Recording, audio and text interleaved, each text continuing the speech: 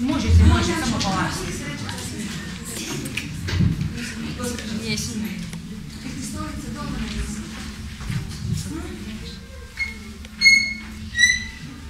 Hoćeš da ti još? Ovdje sjedni pa ću vidjeti ja da...